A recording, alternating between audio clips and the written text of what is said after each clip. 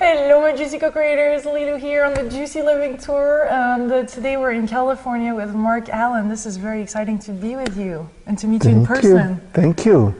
For those of you that don't know, Marc Allen actually co-founded in 1977 in your library with Shakti Gawain. Yes. This is exciting, and you published Eckhart Tolle and many famous authors in the spiritual realm, right? Yes, yes. I started just self-publishing a few little things. Then I published Shakti's book, and then all these other great authors started coming, and it just grew from there. What an adventure. What a blessing to learn from you, because I haven't read it yet, but I just heard that your latest book is The Greatest Secrets of All. Yes. So you're going to teach us your greatest secret? The greatest secret of all, yes. I'll give you the greatest secret. I'll give you the whole... I actually ask everyone to reflect on it and come up with it in their own words. But as far as I'm concerned, the greatest secret of all is just love and serve yourself and others. That, to me, that's the greatest secret. Everyone is here to love and serve themselves and others, I think. And you got to take care of yourself first so you can be fulfilled. And once you're fulfilled, your purpose really is loving and serving other people. That's why we're here.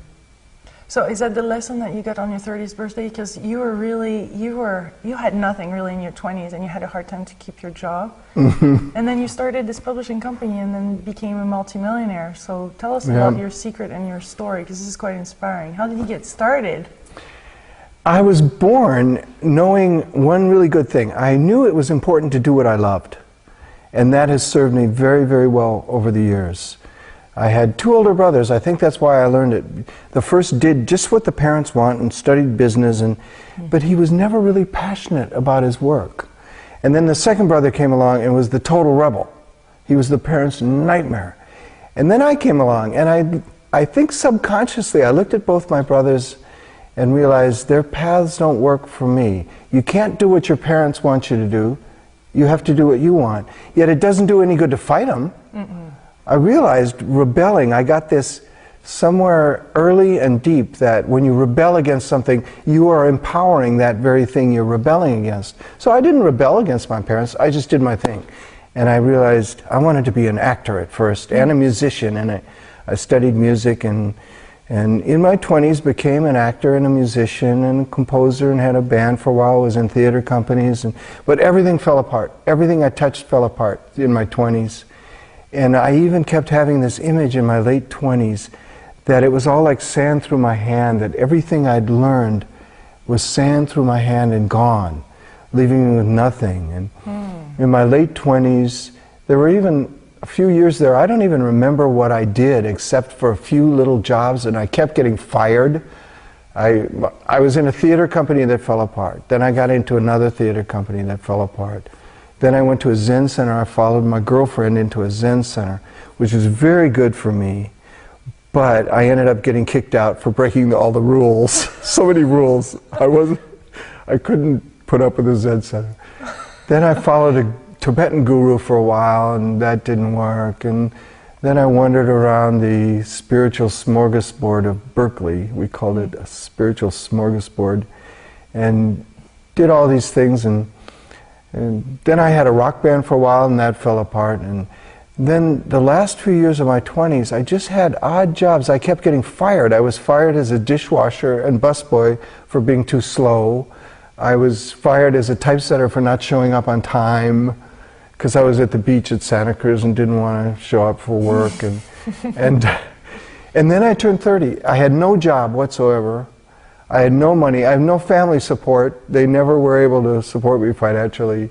I definitely did it all on my own. And it was the day that I turned 30 that totally changed my life. It felt like that day, I spent it pacing up and down in my little room. I looked at my life differently. I was 30. I wasn't a kid anymore. And I started asking myself, what do I want to do with my life? What do I want to do? I realized I'd been following people kind of all through my 20s. I got into a theater company because a friend got me in, and followed a guru, and followed my girlfriend here and there. And I did a back to the land experiment too in my 20s that was a disaster that I'd followed my girlfriend into. And then the day I turned 30, it was like I took control, in a new way. Yes, And I spent most of the day literally pacing up and down my little one-room slum apartment in Oakland. It was $65 a month rent, and I was struggling every month. Scrounging was a word we used all the time, to get my rent together. And I remember thinking, like, every month was a miracle. I would just get $65 together somehow. You know, I'd have 30, and then a friend would need to move, and I'd make 35 from moving. I just had my rent. Like magic. I remember thinking, this is like magic. I always have enough rent and food, but barely enough. That's what I was creating. I now see we're all creative magicians. But so many of us just create barely enough, and that's what I was doing all through my 20s, just barely enough. So the day I turned 30, I said, all right, what do I want with my life? And I remembered a little game I'd played during my Back to the Land experiment. One night we were sitting around a fire. I was about 22, and this one couple said, let's play a game we play at church camp. Let's imagine 5 years have passed, and everything has gone as well as you could imagine. What would your life look like? And we went around the fire and everybody said something. I didn't remember a word of what I said, but I remembered the game when I was 30. And I thought, this is a good idea. I should do this. This time I took a sheet of paper and wrote it down. And this is what completely changed my life. This one simple little exercise. I teach it to this day. This to me was the essential thing I did. I took a sheet of paper, I wrote ideal scene at the top. And I dared imagine 5 years had passed, so I was 35, and I was living my ideal. What would that look like? And much to my amazement, I wrote, I have a successful publishing company. I didn't even have a job, and I had no interest in business, no understanding of business or money, that produces my books and other books that change the world. And it publishes my music too, and I have a big white house on a hill in Marin County. I had a little slum apartment, which we're sitting in right now, yes. And then I remember doubts and fears immediately overwhelming me, but I stuck with it. And I came up with what might be my unique contribution to humanity. When I really dared dream my ideal, I said, and I have a life of ease too. I don't work too hard. I've been a musician and actor, and I love those hours. You never do anything till 1 in the afternoon. Never.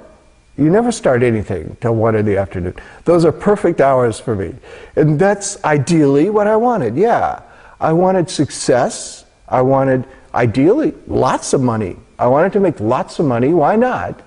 And yet have a life of ease. And have plenty of time for my music and my writing and just goofing off. I wanted to be lazy, because I am lazy. I usually sleep till about 11.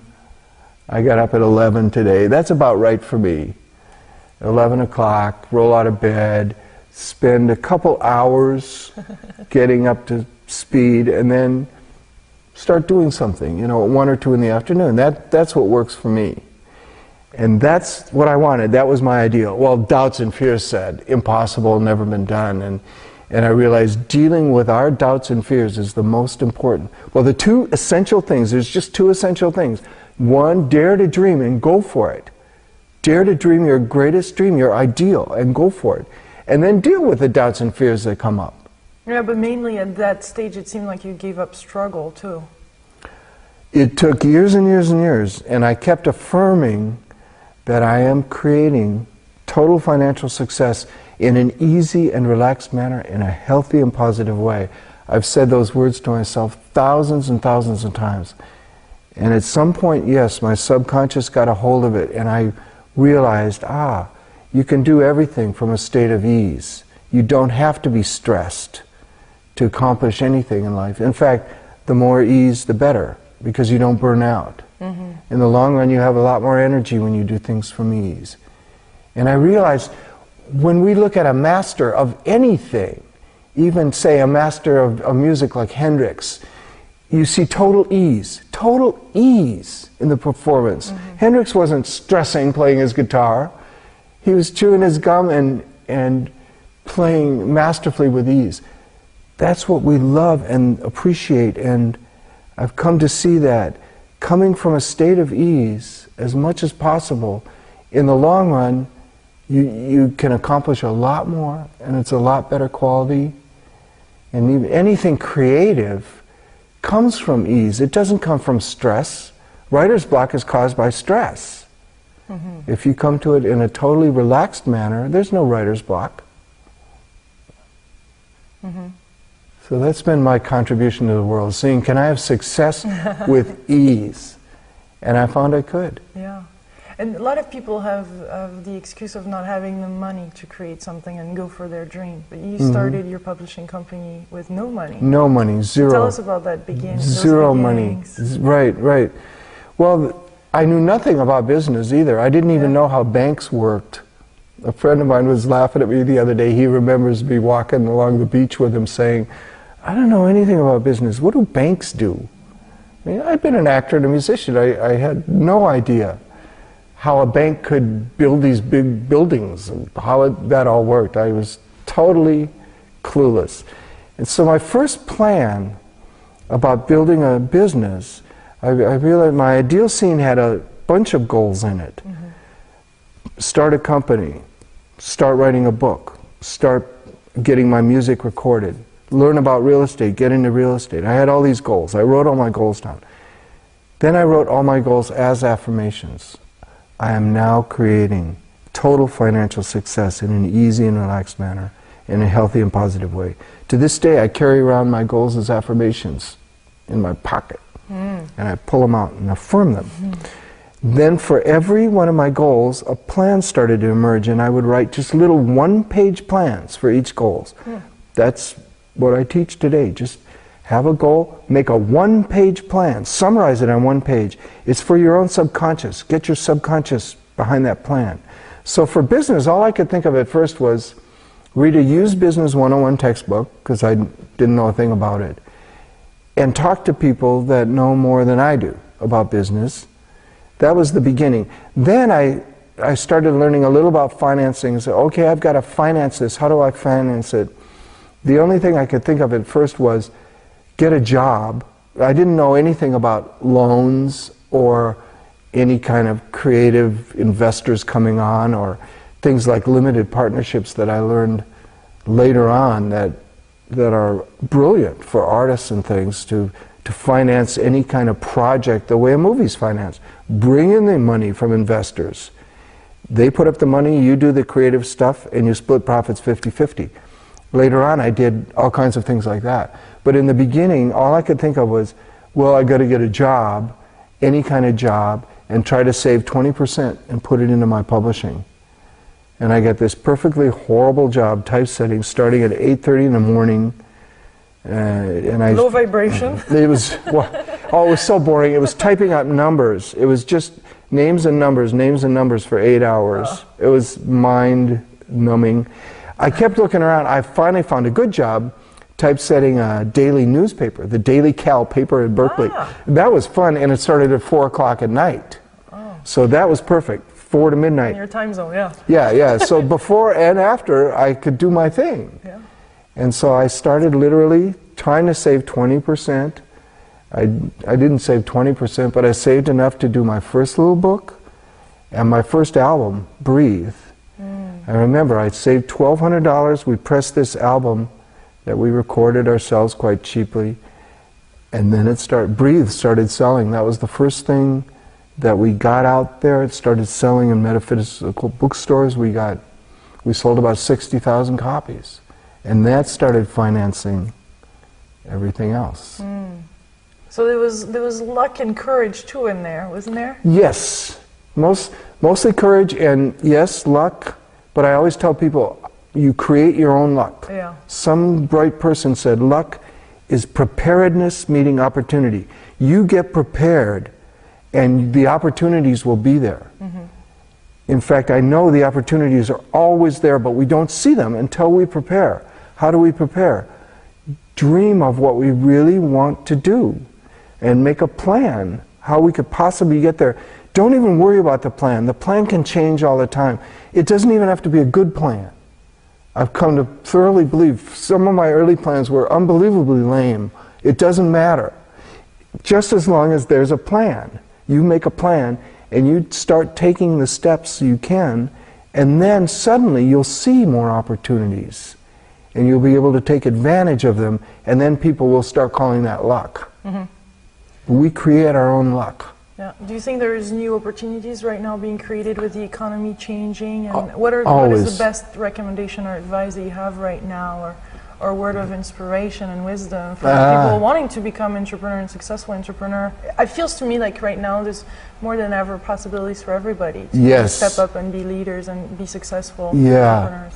Yes, there's always opportunities. I remember when I hit my financial low with my company, after 5 years we were almost bankrupt. And I literally just heard a phrase on the radio driving in. Someone later said it was Napoleon Hill. And the phrase was, within every adversity is an equal or greater benefit. And it was like a light bulb going off. I said, I got to write that down. I pulled over and wrote it down. And then I put it in big letters on my wall in my office by my phone. And underneath it, I put it in my own words. Within every problem is an opportunity. There are always opportunities. There's opportunities everywhere for everyone. And we usually just don't see them. We don't see them because we haven't dared dream big enough and we haven't dared go for it. Once I started, it was like a mantra. Instead of being so overwhelmed with the problems, people would literally come into my office and say, we got a problem. And I, looking back, realized I was overwhelmed with the problems. Our distributor had collapsed, hadn't paid us for 6 months worth of sales. They were bankrupt. We were on the verge of bankruptcy. Yeah, we had problems. People would come in, we got a new problem, we still haven't got paid. I'd look at those words, within every adversity, okay, this is adversity, this is a problem, is a benefit and an opportunity. And I'd literally start asking myself, what benefits can there be in almost being bankrupt? What opportunities are in front of me right now? And when you ask those questions, you get answers. I immediately got answers. I realized, oh, I hadn't been running my company very well because I was so uneducated in business and felt I didn't know what I was doing. I was always looking for somebody else who had more knowledge to help me out, some big daddy to take care of me. It wasn't working. That big daddy didn't appear. So I realized I'm the founder of the company, I have to be not exactly the big daddy, that wasn't the image I had, but I have to take responsibility for it. And realize it's my baby, the buck stops here.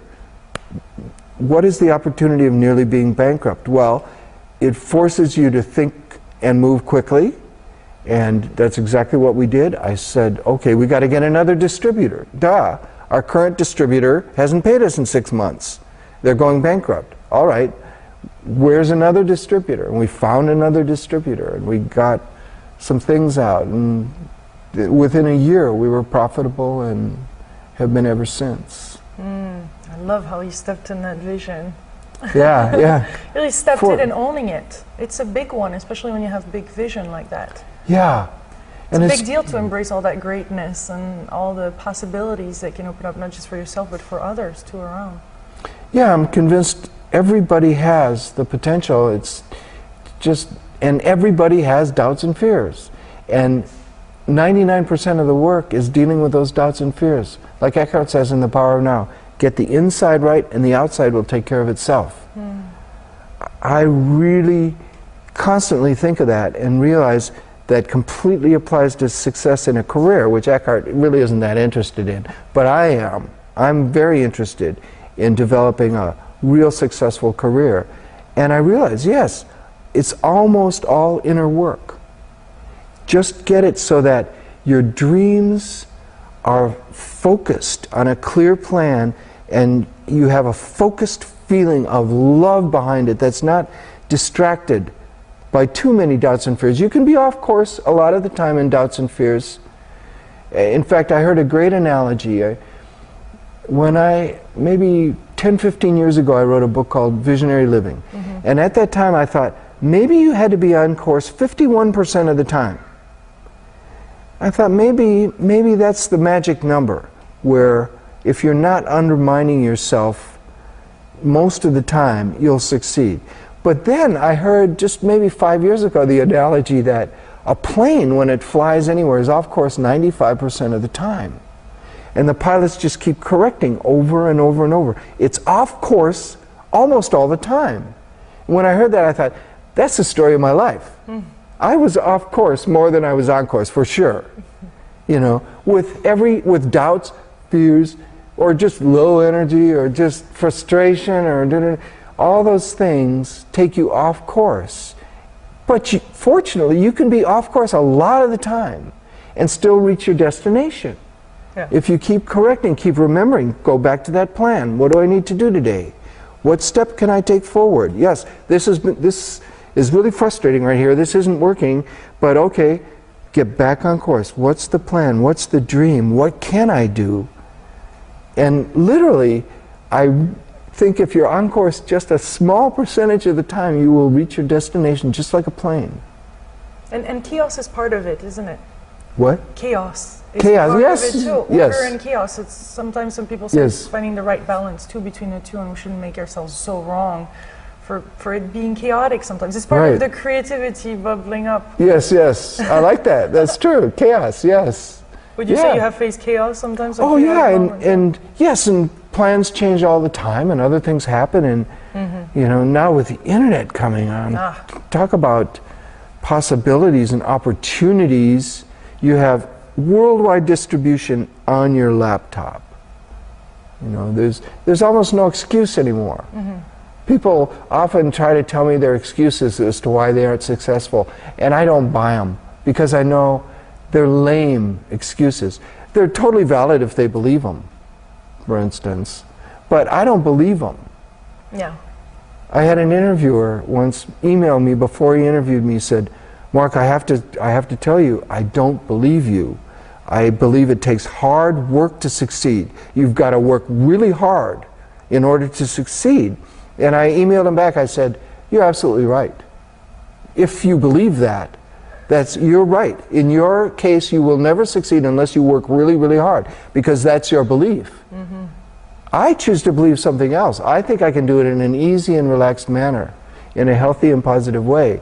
I don't want to work hard. I won't. I don't. I never have. I've never put in more than maybe 20 focused hours a week in my publishing company, or less even. This idea we have of a 40-hour work week is completely arbitrary. The idea, if we have any idea that it takes a certain hard work or a certain number of hours in order to succeed, and we think that we're not capable of doing that, that's a lame excuse. So how do you define success then? Everybody has to define it themselves. What success really means, it's totally different for each person. You know, for somebody it might be backpacking around Nepal. That's exciting. Yeah, I met this German guy who was walking around the world. I met him on Maui. He'd spent 4 years walking from Germany down through Europe, down around Africa, and then North America and South America, and he'd gotten to Hawaii. He was going to spend 8 years walking around the world. And I met him on Maui, and he had walked around the circumference of Maui, and that was his success, walking around the world. What an amazing thing to do. And so every person has their own dream. Just dare to dream and dare to go for it. Yeah. That's where you're living a juicy life, isn't it? Yes. That's where the juice is. That's where the juice is. Yeah, in your own dreams. You know, why not be a star? Everyone, be a star in your own world, at least in your own imagination. Tell us about your vision of the law of attraction. Because you speak about it. Yes. There's a little bit of a different oomph to it. Yes. I just have found a very simple way to apply that law of attraction. The first half of The Greatest Secret of All is my simple little method, which I've already talked about.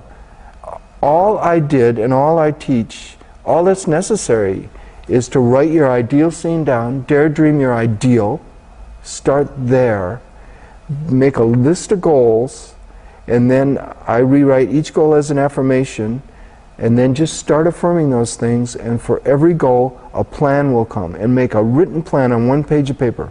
One piece. Keep it down, keep it simple. Whatever you want in life, make a plan for it. And the law of attraction responds to that And the plan? law of attraction responds. I have no doubt the universe says yes to every thought we have. So when we keep affirming, you know, I am now creating. I was on the edge of bankruptcy, $65,000 in credit card debt at my financial low. When our distributor was collapsing, that's when I was almost collapsing. At that point, I started affirming, I am creating total financial success in an easy and relaxed manner, in a healthy and positive way. I have no doubt whatever thought we have and whatever word we say, the whole universe in some mysterious way says yes to it. That's the law of attraction. Whatever we say, it says yes and starts showing us how. So when we dare to affirm, I am now creating the life of my dreams, the universe says yes and starts showing us how. But then if our next thought is, oh, but it's so hard to succeed, so few people succeed, the whole universe says, yes, it's hard for you with that thought, yes. Mm-hmm. That's how it works. So the so-called principle of attraction is just consistently putting out more positive stuff with your mind, more powerful stuff, then you undermine it with the negative stuff.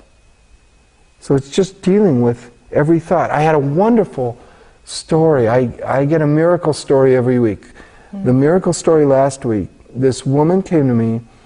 She had come to a seminar just as the real estate market collapsed. She'd been a real estate agent and just bought a house at the top of the bubble, this tremendously expensive house, way overvalued. And so the real estate market crashed. She suddenly wasn't making any money as an agent, and she was totally underwater, as they say, with her house. She had huge mortgage payments, and the house was not even worth half of what her mortgage was. And she was looking at foreclosure, and she didn't know what to do. She came to one of my seminars. She got it. She got it. She ended up walking out of that seminar with one page in a notebook of affirmations. Her affirmations were, I am now paying off my house in full, easily and effortlessly. I now have an abundant stream of income that comes to me easily and effortlessly. And she wrote this page of affirmations, and she started going to her health club every morning, and for a half an hour she'd be on a treadmill or something, and she had the affirmations in front of her, and she would just keep saying it over and over and over. And she said she knows that repeating those affirmations, even though she was broke, she was facing foreclosure, she started affirming, I am now paying off my house easily and effortlessly, in full. I am now creating great income. She affirmed that every morning for half an hour, having way more discipline than I ever had. I never affirmed that much or anything. When I made my first list of affirmations, I told myself I'd read it every day. I didn't even do that. I read it a couple times a week, maybe. I'm completely lazy, completely undisciplined and unorganized. But she was very disciplined. Half an hour every morning she read those affirmations. She said, within a few days she started getting these creative ideas. And she knows it was because of the affirmations. Oh, try this. She said she got like 5 or 6 ideas that she tried or played with and thought, no, that won't work. And then she got an idea. Go to the banks and work directly with the banks, helping people in the same situation you're in to refinance their homes. And she did that. That was 2 years ago when she was at her financial low. Now her house is paid off in full. She has great income coming in. She has substantial savings. Everything she'd been affirming has come true. That's the simple way it works. Mm-hmm. That's how the law of attraction works. So affirmation is one of those really important practices to go through hard times, but there's some other practices in there. Yeah, and they all work. Everything works. Every practice that's ever been invented works unless we undo it with our negative thinking. Because unfortunately, negative thinking also works. Yeah. Negative thinking is just as powerful as positive thinking.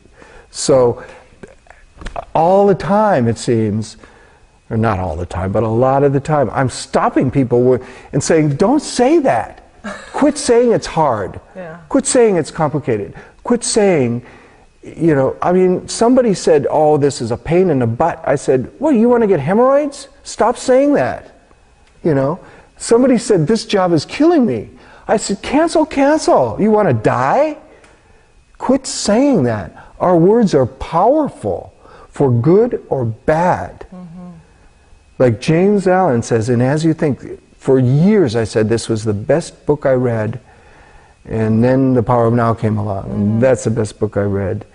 And James Allen, As You Think, is now the third best, because Eckhart also wrote A New Earth. They're brilliant, brilliant. But that little book, As You Think, originally called As a Man Thinketh, I did a version called As You Think, opens with a poem. And it's like a traditional Buddhist book. If you understand the poem, you get the whole book.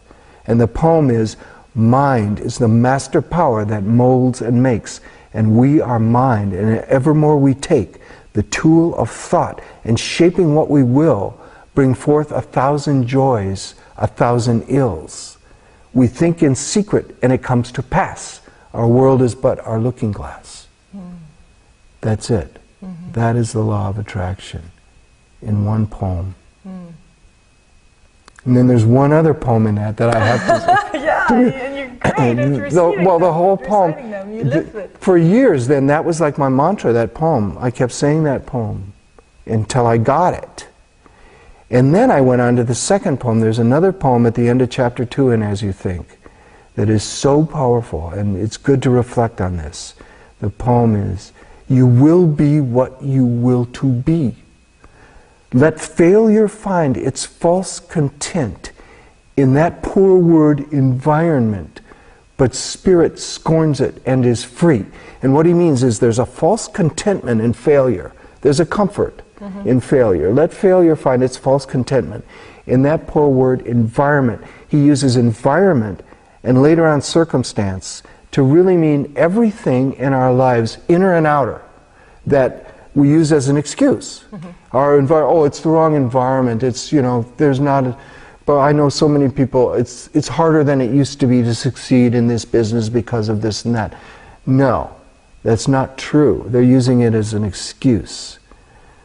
So that's what he means when he says environment and circumstance. It was written in 1904. It's a little dated, but the power of the poem is worth reflecting on, because he just says it. This is the key. This is the key to creating the life of your dreams in this poem. You will be what you will to be.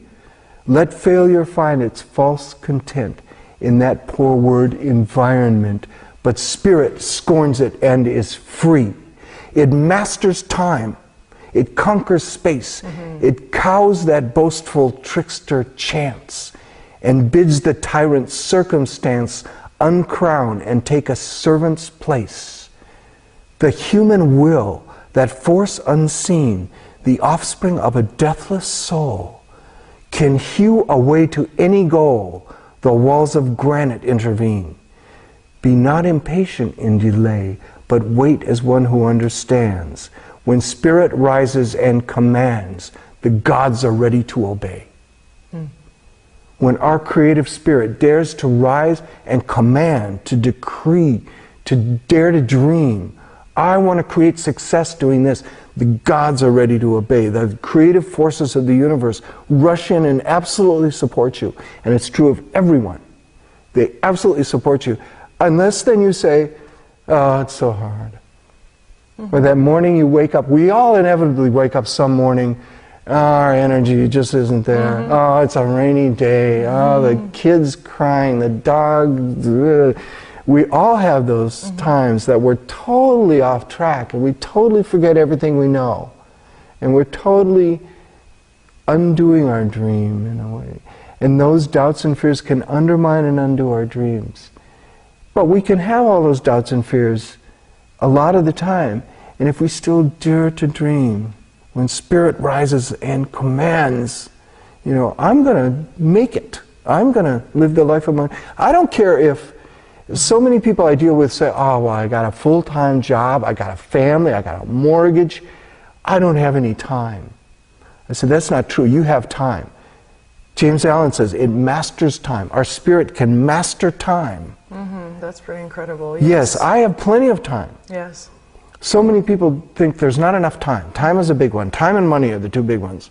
There's not enough time and money. God didn't make enough time and money. No, you can master time and money so there can be plenty. In my world, there's plenty of time and money. Plenty of money. I get nice fat bonuses, way more than I spend.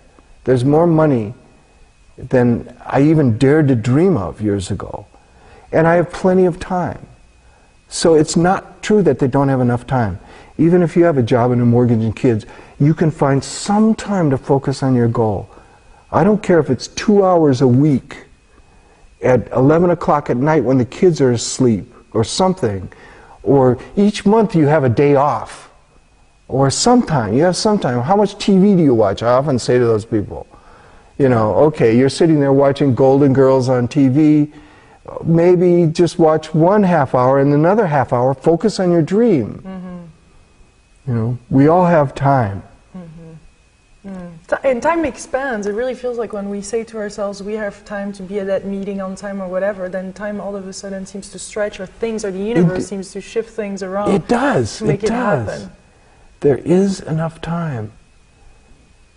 Music really is probably one of the things that opened for you a lot of, I mean, I guess channels or direct connections or feeling, being in the flow. I mean, it must have been a tremendous part also of your creation, no?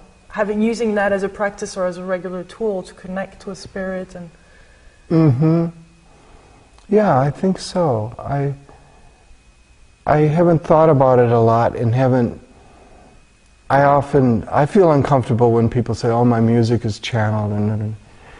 No, but you're certainly connected in that moment. And yes, in that moment it sure is. And it's quite wonderful when I sit down and just a new piece will come along, and sometimes I'll just play it from beginning to end, just fully formed, and I will sit there and say, where did that come from? You know, thank you, Creator. I mean, sometimes it just comes that way. Like your vision too, it came all of a sudden too. Yeah. I mean, it kind of came in. Yeah. You were tuned in, tapped in, turned on. Well, I dared to write down ideal scene, because I remember the first sentence, I now have a successful publishing company. Immediately doubts and fears just rushed in, just powerfully. Mark, you, publishing company, and it's, get out of here, get out of here. I got around my doubts and fears at first.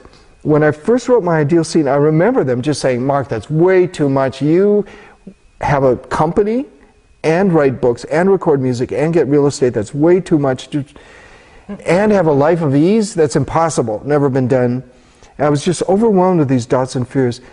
And then I was pacing up and down, and I remembered hearing, a friend had told me about Buckminster Fuller in the 60s, who was this amazing inventor who went around talking at colleges. And he said, all I heard was what this friend told me, and the friend told me, he said, in his 20s he came to a point where he was either going to commit suicide or look at his life as this unique experiment. And I latched onto that word experiment. That's juicy. And I said to my doubts and fears, hey, you say it's impossible. Most of me thought it was impossible to have a life of ease and for me to succeed doing what I loved. Impossible. You know, I don't have what it takes. I'm completely inept. I'm a space case. I'm unorganized. Yeah, I have a terrible memory. Yeah, I'm a blah, blah, blah, on and on. I really am a space case with a terrible memory, and I'm unorganized, and I think one of the best things I can do is show people how untogether I am, how really untogether I am at times. I mean, I forget things. I smoked a lot of marijuana in my 20s, and I don't know if it's that, or I think I was forgetful even before that, though. I think, I'm very forgetful. I'm very unorganized. My desk is chaos. And any excuse you have is not valid, because there are people that have that same excuse that have succeeded brilliantly, you know? And I forget where I started what that sentence was about in the beginning. But do you have somebody that you look after that you're like, wow, you know, I admire what this person has achieved? And Buckminster Fuller was one. Oh yeah, I remember the word experiment. That's where it came from. Yeah. I latched onto that word experiment, and I said, this is my experiment, doubts and fears. Don't bug me for a year. I'm going to go for my dream in my own lazy way. And it appealed to my laziness. I said, I can sleep late. I'm going to sleep late. I'm just going to work when I feel like it. Doubts and fears said, it'll never work. You've got to work hard. I said, wait, this is my experiment. My Buckminster Fuller-like experiment. later on, it dawned on me, if this worked, I would really have something to share with the world. And it worked. And that's how I got around my doubts and fears. I said, let me experiment for a year, trying to go for my dream in my own lazy way, trying to really live my ideal scene now, starting now, doing what I can. What can I do now? Well, I can have a life of ease now. Mm-hmm. I don't have to work too hard now. I can try to take it easy all the time. The easier the better, because that's my key phrase, take it easy. That's part of my ideal scene. Don't work too hard. That became my experiment. And that's how I got around my doubts and fears. And you're still experimenting. I'm still on that same experiment because I found it worked. Yeah. I never burn out. I only work when I love to work. So, you know, I have a good schedule. I don't do mornings. Mornings are all to myself or to sleep. I don't do Mondays ever. Mondays are moon days. That's the worst day to start a work week, I think. Yeah. It is. It's a moon day. I really think there's something to that. So I always have Mondays just for myself. So by Tuesday afternoon, I want to go to work. There's no place I'd rather be. I get to the office. I haven't seen my email since Friday, so I've got 200 emails. But I'm whipping through my emails. I want to be there. And I work as long as I really enjoy it. As soon as I don't enjoy it, I leave. Yeah. And I do that every day of the week. Friday, I sometimes work, sometimes don't. Saturday, I sometimes work in the afternoon, never at the office though. Sunday's always family day, just family day. And Monday's my day to myself. You still have dreams? And oh yeah. You have more Now, dreams? oh yes, my ideal scene has gotten bigger and bigger. Now, the next step is you're like to a make, painter, right, like right. an orchestra, like you're creating yes. right now. Okay, yeah. cars. I've got my life down. I've got my life is working. So now I just want to create a world that works for all and have everybody in the world get this concept. Buckminster Fuller said in the 60s, so this is 50 years ago now, 40, 50 years ago, he said, we now have the resources and technology to house and feed and educate and heal everyone on the planet. He said that 40 years ago. Well, now with the internet, we certainly have the resources and technology to house and feed and educate and heal everyone on the planet. That's my next ideal scene. Global, a world that works for all. We can do it. Together. Together. We've got to do it together, obviously. Brilliant. Well, this is awesome, spending this moment with Well, you. thank This you is such a so juicy much. conversation. Great.